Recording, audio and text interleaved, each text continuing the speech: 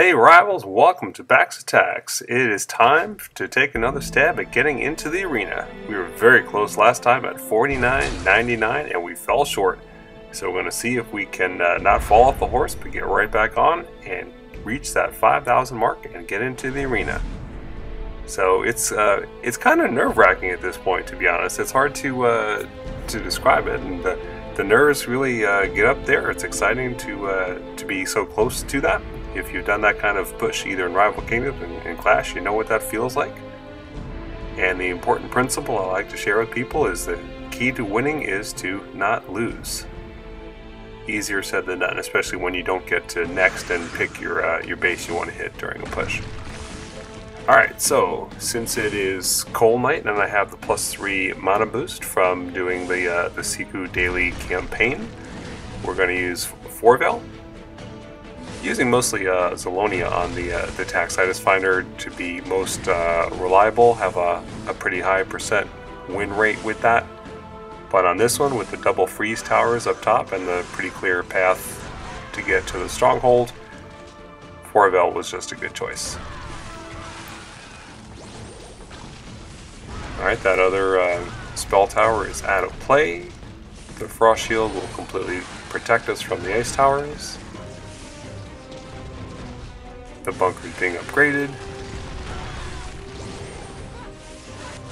And also, there's really not going to be anything protecting the stronghold from air once this last watchtower goes down. So even if the troops roll to die, the dragons pretty much got this locked at this point.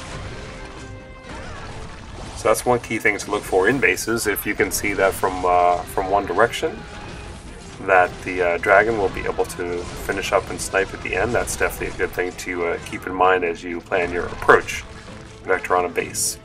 And since I have Taliesin and not Viscaria for Bax Attacks, I tend to use my dragon more for sniping men at the beginning and for finishing off the stronghold at the end, compared to the heavy sweeping and damage that you would do with Viscaria because of her higher hit points. Alright, well, we maxed out our gold storage at 2.1 million. Could do a Waller, or actually two with that, but we'll go ahead and make a couple of donations and get closer to the 5,000 mark, as well as shed some of that excess gold there. And we try to balance our donations, get everything going up at the same time. One of the key things we want to hit next is a third Sentinel. That's tougher because of the rings need to be contributed there. So usually after a Kingdom League victory, we ask folks to give back a portion of their winnings to get that. So far so good on that. All right, we got a Stronghold 10 here, which is pretty good. Even though I'm Stronghold 9 at this point, 10s or 11s are typically not too bad. It's only the 13s that cause a lot of trouble, or a well-designed 12 with Insanity Tower. Got the 3 spells towers down at the bottom,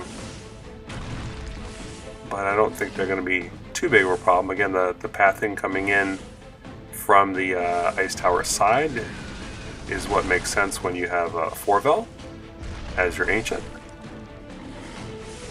And very handily, there's some free mana and a free entrance point up north. Could probably even get the catapults with that. But we'll do a sweep across, drop in the troops, and immediately get the Frost Shield down behind them. They'll take a little damage from the fire and from the prevent the healing from the ice from the curse tower, but they're just so close to the stronghold, it's not much going to matter. It's going to go down. Gold is truly gravy at this point. Really just worried about trying to get the cups, especially when you are only winning 1 when you win and losing 8 on a loss.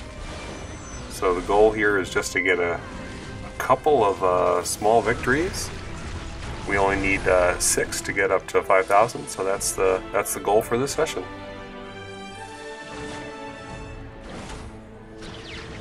Alright, what can we get here? Some battle stones would be great. Some rings are... Well, actually, we won't see rings here. Primus is always good. Rings are what we would start to get if we get into the arena. Alright, so another 1 cup offer here. Let's see. Alright, no Insanity Towers, that's good. Another Stronghold 10. That's nice to see. That is the advantage of if you do lose a streak or two. It'll kind of make the bases just a little bit easier for the next go around. So that's handy as we're in the final stretch here to not be seeing killer bases.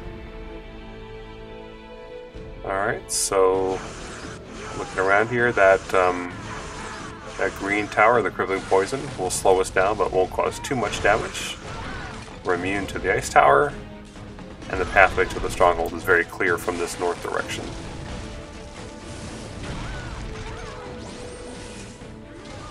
Just keep the troops protected with the Frost Shield and we'll be in good shape.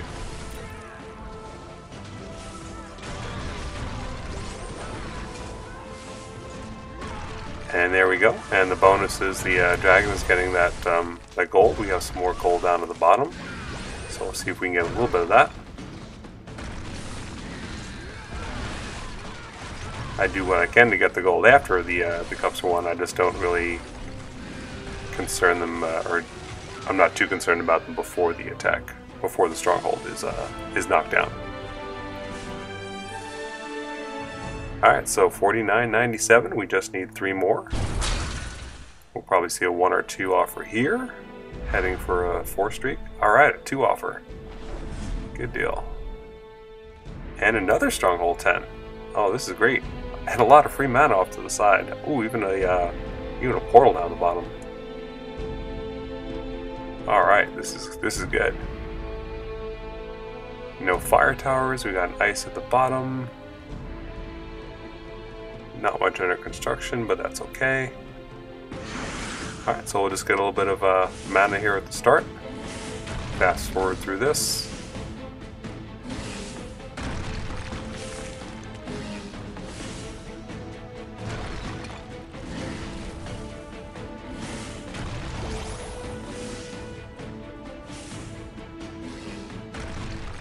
Alright, and coming in from the bottom near the ice tower and far away from the curse tower. Between the damage reduction from the frost shield and the paladins, we'll be able to stay in pretty decent health.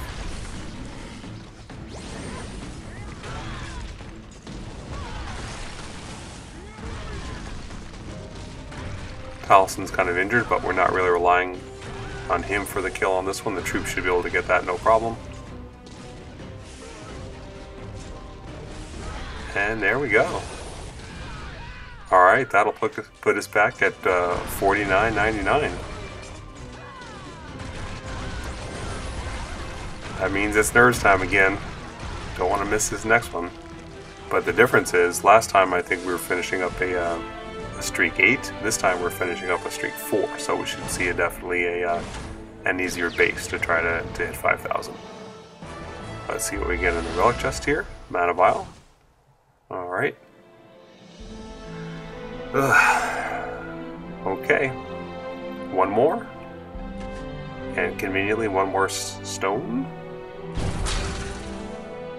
Let's do this.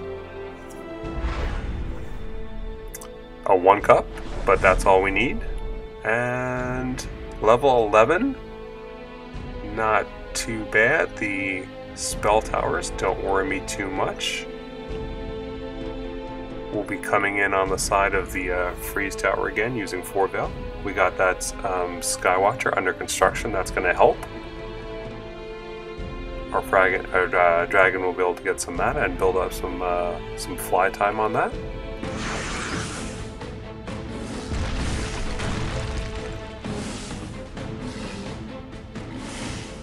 Alright, so just gotta be patient on this one. We'll take that free portal as well. That's why we chose to attack way over here on the left.